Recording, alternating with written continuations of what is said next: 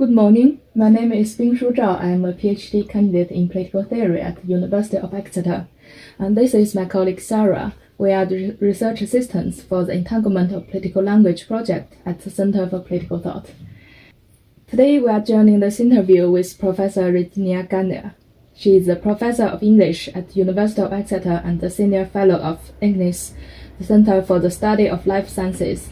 Her specialisms include the geopolitics of language and literature migration, political economy and political languages, digital humanities, literary and social theory, sex, gender and sexuality, interdisciplinary studies, especially science and technology, and women in the professions.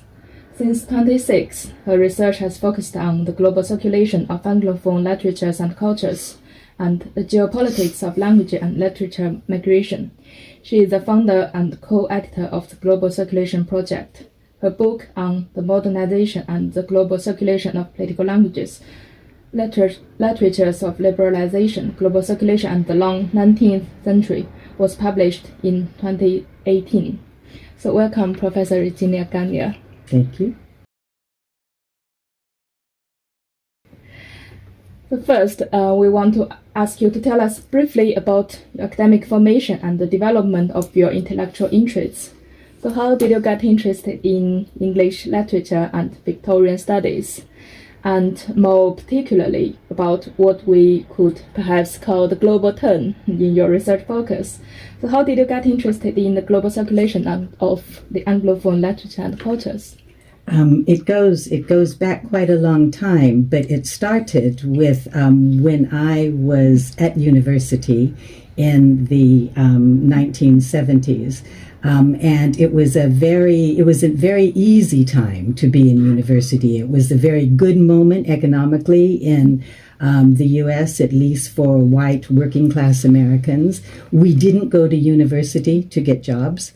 We went to university basically for a good education, and then we became academics because we wanted to educate people. So I didn't become an academic because I wanted to do English literature or Victorian studies. I became an academic because we wanted to educate democratic citizens. When I got out of the university, when I finished university, my professor said, you should go to graduate school. So I went to graduate school, and then they said, you should now get an academic job. I wasn't worried about getting a job because there were lots of jobs. I was from a family that was a highly unionized family historically, and so they thought all labor was noble, and I knew I could get some kind of job, so I never really thought that I was going to university to get one, but I kept going through it, and my professors kept saying, no, stay in it, keep doing this, and then I found myself, when I finished my PhD, getting a job at Stanford. So I got a job at Stanford, which is right across the bay from Berkeley. And that was 1981, and those were the very early days of the Silicon Valley. When I got to Stanford, I found that my dissertation was on Oscar Wilde. So I could either go backwards into the Victorian period, or I could go forward into the modern period, because Oscar Wilde and what we call the fin de siècle was between the two. At Stanford, there was a lot of very good modernists, but there were few Victorianists. And so I just decided pragmatically I could do more by being a Victorianist there. I would have more opportunities than I would being a modernist. And so I went into Victorian studies. And then I spent, after that, 25 years as a professional Victorianist, focusing on the Industrial Revolution and all the effects of modernization. So I was able to look at the beginning of modern industrial society and all of its social effects, which allowed me to focus on political economy and literature. At a certain point, after that, I got bored with the Victorians, right? After about 25 years, I got tired of looking at the same people and reading them and supervising work on them. And I started saying, okay, so how did Mill and Darwin and Marx come to be received or rejected or used in other cultures. And that's how I ended up thinking about other cultures quite deeply. And also at that moment in California, it was very easy to think about other cultures. It was very straightforward because we had lots of exchange in a port city, San Francisco Bay Area, in a port city to have a history with other cultures, some very good, some very bad. And I started, when I was in high school even, the Black Panther Party came to my school. It was called Richmond High School, and they gave us Mao's Little Red Book. And we all read the Little Red Book. So I had from very early on gotten used to international dialogue. And then it was always a part of my consciousness. I took one of my first classes in high school on the great classics of African American literature. And so we were learning about the African American struggle quite early on. And it was all very much just a part of growing up in California at that time. But by the time I started looking at global circulation, I then moved on. Well, that's such a fascinating advent journey. We are motivated by the curiosity of the world, which is just opened up in front of us. It was a good moment. It was a good moment for us in California. Not for everyone, but for us in California. Yeah, that's interesting. Thank you for your answer. And our next question, we are turning more a bit on your work about the comparative culture and your interests in the other world, the cultures. So the interaction and interdependence between the Chinese and Western cultural production since the 19th century is a fascinating part of your work. So could you tell us more about your intellectual journey in exploring especially Chinese culture, society, and literature? Yeah, it started when a very famous literary critic sent me a draft of an article that they wrote on Chinese and European novel, the genre, the form of the Chinese and the European novel. And they asked me, what do you think, Regenia? Do you think this is good? And I read it, and I said, well, you know everything about the European novel, and this looks to me all right. But I don't actually know enough about the history of the genre in China to be able to give you proper feedback. And they said, well, there's not a lot of people in the U.S., they were in the U.S., who do know a lot about the history of Chinese novel. And so I decided that what I would do then was found the Global Circulation Project, which is an online part of the Compass series, where it would facilitate me finding the experts in China who knew their literary history as well as I knew mine. And then I started saying, okay, how can I bring in Chinese scholars, but not just Chinese, scholars in Africa, scholars in India, scholars who know their own histories as well as I know mine, so we can actually do some comparisons between different literary genres without running into the normal ideological kind of barriers that you often get, particularly in U.S. academia. And so that's when I decided to found the Global Circulation Project. And then I wanted people, particularly specialists who were outside of the U.S., the U.K., and Europe. I wanted specifically people outside of that area to come into this project so we could do more of that. I asked for a grant, and I got it from the British Academy, asking for a research assistant. And Ting Guo, Dr. Ting Guo, became out of a hugely competitive field, right? We interviewed people, and they were all brilliant, but Ting Guo really stood out. And so I made her my research assistant, the first research assistant for the Global Circulation Project. The British Academy funded her and a lot of the beginning of the project. And then Ting and I started working together to set up the Global Circulation Project. And because Ting is not only a very good, she was doing transculturation, without knowing what it was called. She was just very easily moving between different cultures and different languages, particularly Japanese and Korean and Chinese languages.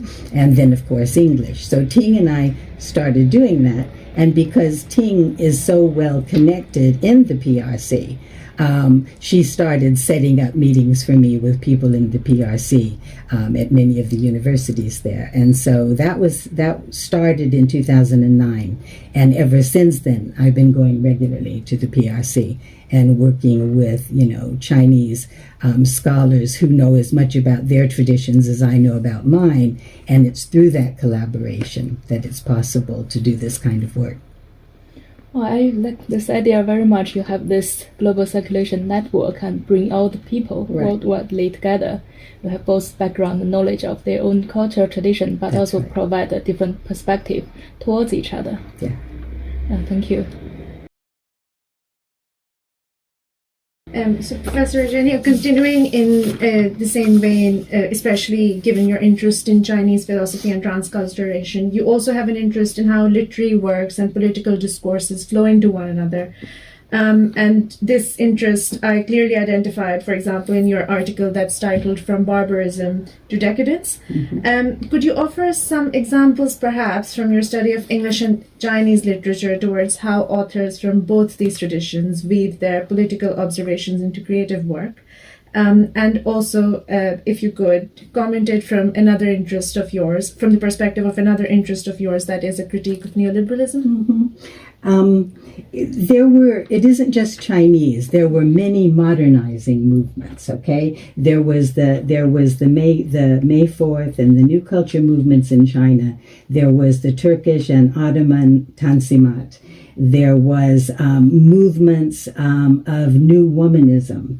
There were which traveled all around the world, right? Through China, through Arabic-speaking cultures, right? Through British cultures. There was Esperanto, which was a huge modernizing movement, trying to get something like a universal language. There was Theosophy, which was trying to universalize religions, which had a huge South Asian component to it. There were all these different. There was the Nada, the Arab Renaissance, and its critics, Arab Romanticism. So there were many movements that were modernizing movements that were looking at Western culture and saying, what is it we want from that? Yeah. And they were experimenting with Western forms.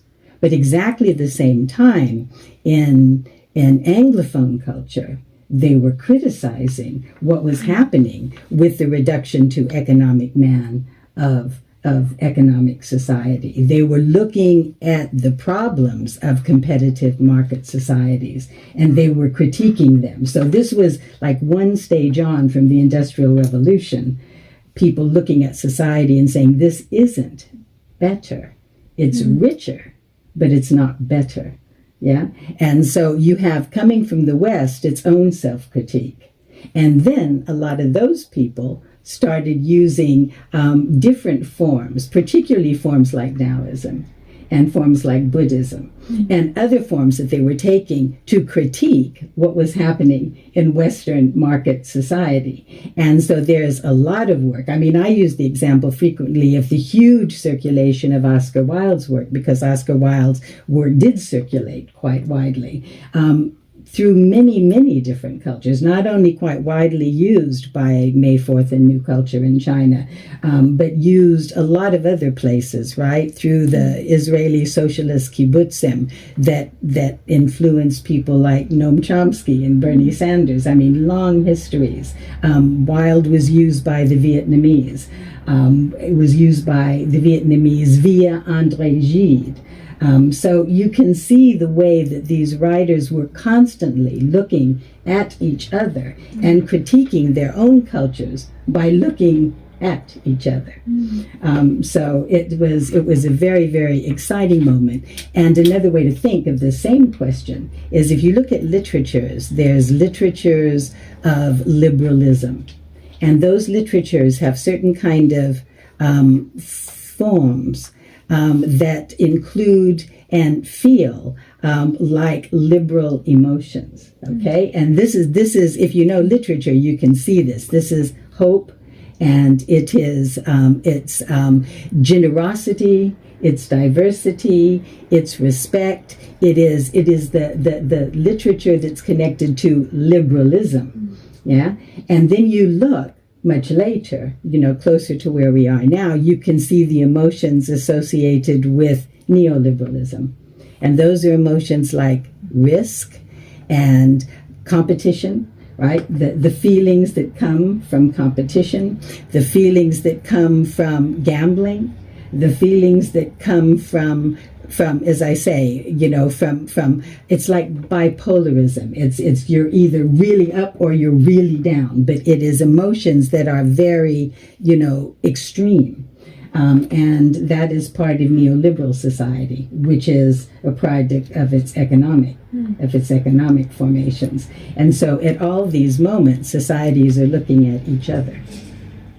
Yes, it's very fascinating to see. As you were speaking, I was thinking of how ideas and discourses perhaps are almost like vagabonds, in the sense that they travel not only across cultures but also transhistorically, through inheritance perhaps, or through conversation and dialogue that creates community across barriers of time and space. Yeah. Well, that's the idea of transculturation.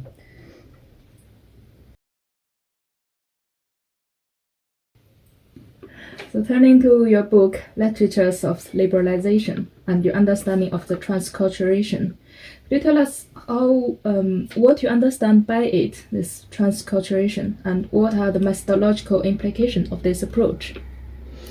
Okay, there are two key ideas that I've always used in explaining the process of transculturation. The first is from Rabindranath Tagore, who said that culture is like a banyan tree. It takes root and it spreads, and it changes in response to the environment or the soil that it's in, which means that a tree, it's a very famous book was written about British Asian culture based on this idea, because when you take a culture away from its home and you transplant it elsewhere, then it's going to change according to the soil that it's in. And so culture is like a banyan tree. It moves around, it takes root, it affects the culture it goes to, and then it is changed by the culture that it goes to. So that's the first thing that I always go back to Tagore's phrase. And then I go to the great Cuban anthropologist Fernando Ortiz, whose view about it is that something is always given and always given up when two cultures come in contact.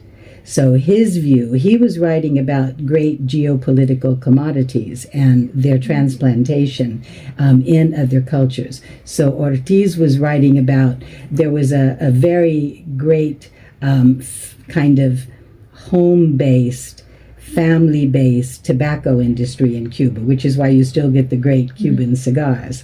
That was in Cuba, but then the U.S. imposed on Cuba a sugar industry, and that was a Western industrialized industry, and it was the opposite of that kind of mode of production. And so he was talking about what happens to a culture when you take an external culture like sugar and you impose it on one, and what happens to a tobacco industry when you bring another culture into it, and the changes on that. So something is always given, but something is always given up. And you need to understand that when cultures come in contact. And that notion of cultures coming in contact is what I was interested in. There is traditional comparative literature. Traditional comparative literature begins with two national languages and then it compares them. That isn't what I do at all. What I do is look at those actual moments of contact, wherever they are, and say what happens in those moments of contact, what is given and what is given up. And that's whether it is a very violent form of contact, like colonization or semi-colonization, or whether it is a liberalization, which is where one culture says, I want to borrow from another culture, but I look at those moments, whatever they are, it's the contact. I never begin with national literatures. This reminds me of the Chinese saying, if you transplant the orange grow in south into the north, it will become another different fruit. That's right. Yeah. That's right. Yeah, you've always got a local environment. And I'm particularly, because I'm interested in modern cultures, I'm interested in the way that globalization goes over these local environments. And you asked about methodology. What matters in terms of methodology is that you have to have the people who really know the local environment, right? That's why you need the real specialists in their languages and literatures. But then you have to know the kinds of things that I know about political economy, which is how culture is produced, how it is distributed, how it is consumed. You have to know all those paths of production and consumption to understand what happens when the processes of globalization go over local environments. Yeah, that's fascinating.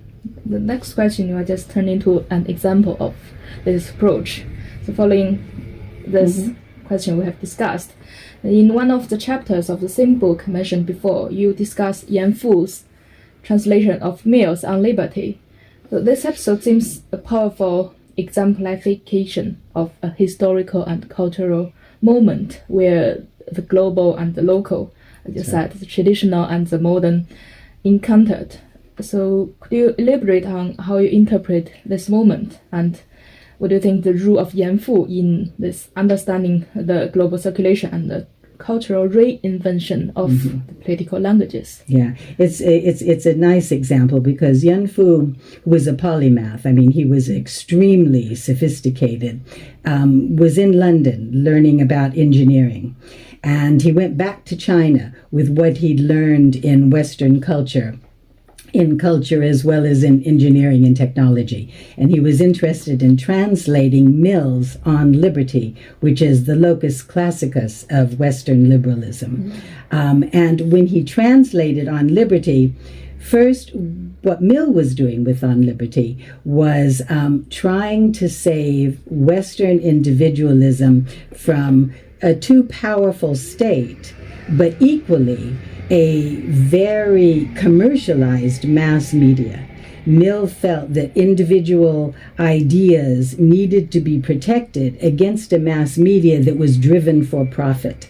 And that was happening as early on as the 1860s, right? This is happening very, very early. And Mill was concerned about that. So he wanted to protect the individual because he believed that only by having an absolutely full circulation of ideas could you come to the truth. That's what the utilitarians believed. There was no truth that you could get to without getting the full, uninhibited circulation of ideas. So that was Mill's point. And then Yan Fu, when he translated it, though, he got concerned from a different perspective about how the individual would not come to be selfish and dominated, and dominate others. Too much individualism, Yan Fu thought, would come in conflict with the whole tradition that he knew, which was the Confucian tradition that said, what is the boundary between self and group? And that's actually the way he translated the book. He didn't call it On Liberty. He called it the boundary between self and group. And that meant, how do individual needs and desires come to be in harmony with others' needs and desires? So there's no massive selfishness, there's no great urge for domination and all the rest. And so I think it's such a great moment because Yan Fu was so sophisticated. He took one culture and he saw both what was wrong with it and what was right about it. You know, that the individual does matter, the individual does have rights, the individual does have forms of self-cultivation. He took all that of self-cultivation from Confucius, self-regulation, autonomy, all those things, and he merged the two cultures in ways that were I think very, very productive for that moment of modernity. Now, what the other thing that happened after that is that Mill always believed that you could not have a democratic society unless you had an educated society. Yeah.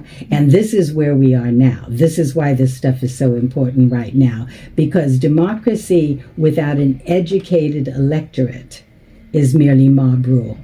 right? It just means those with power will win, or those with media will win, or whatever. Mill said a democratic society will only work if you educate your population as thinking democratic citizens who are able to make their own decisions. And we're in a moment now where where it looks like Western democracy is failing because it's now, again, entirely driven by market forces. And I say market forces, meaning things like social media, because social media is also driven by market forces. Yeah. This is why this stuff is so important. Yeah. And Yan Fu was sort of looking at all these things, trying to figure this out in 1907. I think it was 1903 when he translated Mill. Yeah, it's so striking to see that how when this thinker and translator, they meet the Western literature and ideas, but when they introduce those texts or those theories, how their reflection deeply rooted in their own tradition and cultures. Yeah. Even now, there are a lot of discussion on the individual and the group value, or the individual value, the private morality and the public morality. That's right. I still followed kind of Yan Fu's concerns. Indeed. Boundary. Guren, isn't it Guren in Chinese, the word for individual? Yeah, because that word, meaning something like Western individualism, was introduced to China during this very same period, right? This period, it's called by sinologists the period of modern critical consciousness, right? They say this is where modern critical consciousness comes in. China always had a critical tradition, right? Confucius is a critical condition, but modern critical consciousness comes in during this period. And Guren, that particular term for individual, was introduced into Chinese during the same period. Yeah, that's interesting. Thank you for your answer. Professor Regenia, one last question on cross-cultural exchange, assimilation, and perhaps also critique in the process. You refer to the various ways in which authors from non-Western cultures have received modernizing influences, and you, in this course, cover an impressive range of cultures and continents. In doing so, you speak of the ambivalence that some authors have displayed towards Western modernism. These authors cite modernism's decadence, unbridled consumerism, or enduring patriarchal authoritarianism. But at the same time, there have been efforts towards reclaiming and localizing the idea of progressiveness, opening a gateway to a future of happiness and freedom, which are your words, and I'm quoting. So do you think then that, as well as the hegemony of modernism, of a modernism inherited from the West, the task of an author as creator should include a self-reflection or a self-critique or an internal critique of their local tradition? It's inevitable. I think it's inevitable to have a self-critique. If you're looking at another culture, you will inevitably, if you're a thinking citizen or subject, you will inevitably reflect upon your own condition. And that's what's so brilliant about doing work on transculturation, that you will become self-critical. I didn't learn nearly as much about the Victorian period as when I started watching Darwin and Mill and Marx circulate in other cultures. When I saw the way other cultures adapted Darwin or Mill or Marx, I started learning about them in ways that I couldn't have seen from my own culture, because they changed them and they saw certain things that I couldn't see. And so I think that you will inevitably develop self-critique if you really take seriously the relation of yourself to others. Yeah, but I think the crucial thing is for any culture, and this is part of what self-critique is, any culture at all to decide what they mean by progress. Yeah, Western culture has had materialism as progress, as technology as progress, the accumulation of wealth as progress, right? That's what Western culture has done. But other cultures might care more. I think they should care more about moral progress, ethical progress, political progress. I think they should think much more deeply about what they think progress should be. And if you look at the what was called in critical theory in 1990s, around there, the master narratives of Western culture, right? Bread, knowledge, and freedom. So you had to have first material well-being in any society. That's bread. You had to have scientific knowledge, right? The West has always emphasized scientific knowledge over other knowledge forms. You have to decide what knowledge is, yeah? And then freedom is political freedom, whether that's nationalism or just individual autonomy to be able to do what you want with your life. And so those were the master narratives of the West, and other societies will, when they look at them, they will say, you know, does the West have material well-being for most of its population? I mean, I think what you'll find is a massive division of wealth in the West, right? Extreme poverty in some areas, while most people outside of the West thinks it's very rich. But yet you look and you see people even in Britain, a very rich country, who can't do their heating, you know? I mean, I think other countries need to decide, when we look at Western culture, is that what we want? Is that the way we want to live? And this goes back to your earlier off-camera comments about working all the time. Do you really want to work 3 jobs at once? You know, do you really want to live that way? Do you really think that the accumulation of wealth is what life is about? I think that's an excellent note for us to end on, in the sense that you've now opened us, at least in thought, to you know, an openness of possibilities about various ways of being different to how we are how our present is structured, perhaps materially and ideologically. Right.